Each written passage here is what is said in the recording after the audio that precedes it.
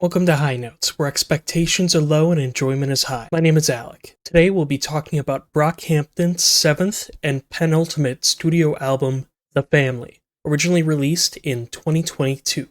Brockhampton is a boy band rap collective best known for their releases known as the Saturation Trilogy.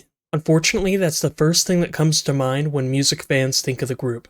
With or without Amir Van, it was very much a flash-in-the-pan moment as they were at their hungriest physically and musically. I can only wish moving forward that others come to accept the fact that it was never going to be the same and give the rest of the music a better chance. Prior to this album's release, they had released Roadrunner, which people weren't too hot on, one reason being the heavy inclusion of features. According to the label's requirements for their deal, they needed 35 minutes of music for it to be considered an album, and quite pettily, that's exactly what they're getting. Long track lists, tracks less than 2.5 minutes long, and a big middle finger to them. I can't even be mad. Made an album for the label, told us everything, and boom, it's over. Having already gone through controversy to controversy as the band continued, this album just includes Kevin Abstract. Whether it be that the others wanted to wash their hands of the group, or they thought it was best Kevin lead the remaining required output for the label, it remains to be seen. Possibly both. You would think such a decision would be to the group's detriment, but Kevin absolutely pulls it off. It's definitely not the goodbye we wanted,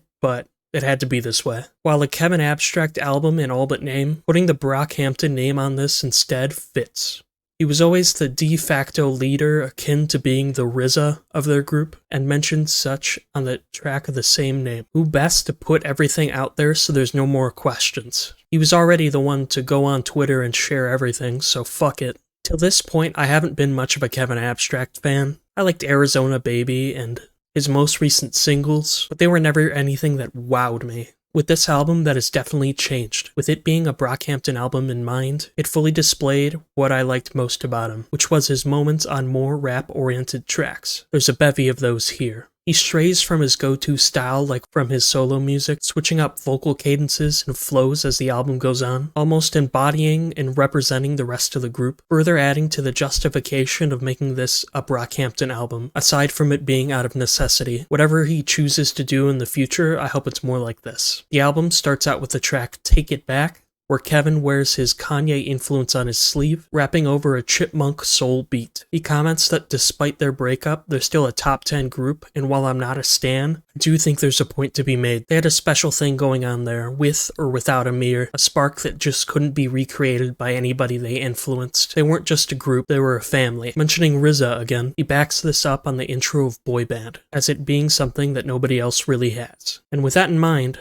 families do still fight. Sometimes you make up, sometimes you don't, but it'll be okay. This album is such a goldmine when it comes to background information we didn't know beforehand, among other things. We found out that Kevin has a substance abuse problem, along with the fact that he takes personal responsibility for being the one that tore the group apart. He wanted to be like Kanye, and I'd argue he got there in a manner of speaking. Kevin was liked during his come-up, but then blew up along with the first Brockhampton album, and the boys were getting cosigns from everybody. Except as the time went on, the controversies started piling up, and Kevin began to lose touch with other people, and wanted to make everything art, others be damned. I'd argue that it's quite ironic they started on a Kanye forum, and Kevin ended up going the way of Kanye, although not as far given recent years. As stated through the album, he's into toxic relationships, with his mother pushing him about how he should try and keep the band together, as she made her relationship with his father work.